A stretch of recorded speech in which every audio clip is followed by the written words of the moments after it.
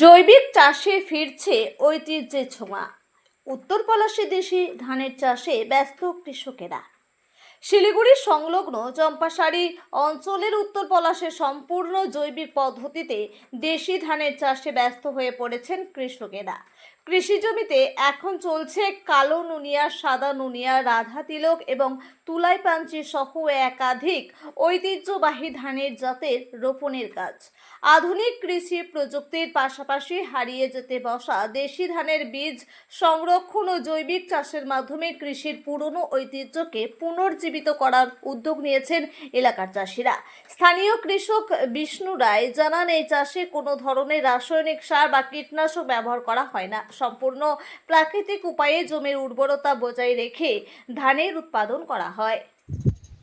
আমার নাম বিষ্ণু রায়। এটা উত্তর পলাশ চৌধুরী বস্তি চম্পাশাড়ি জিপি।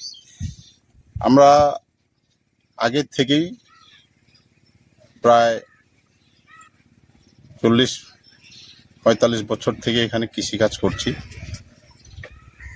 তো আজকে যে ধান রোপণী হচ্ছে, এই ধানটা রাধা তিলক, যেটা আমাদের যে ADA madam agriculture BDO office আমাদের শিব মন্দির, ওখান থেকে হেল্প করেছেন, যে চারাটা দিয়েছেন। এটা হচ্ছে রাধা তিলক, সেটা গোবিন্দভোগ চালের মধ্যে ছোট ছোট সেন্টেড চাল। আর একটা আছে সাদা নুনিয়া। এই ধানের চাষ হচ্ছে এখন।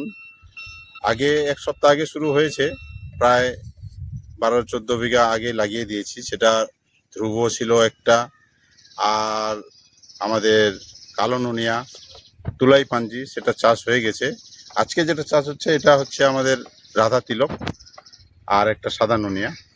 এটা ম্যাচুরেট হবে মোটামুটি 140 দিনের মধ্যে। এই ধানটা আর কি কাটা যায়। 140 দিনের আগেই ধানটা হয় না, যেটা সাদা নুনিয়া, কালো নুনিয়া এবং এই রাধা তিলক, এটা 140 দিনের ধান। কিরকম ফলন হয়? ফলন আমরা তো অর্গানিক করি।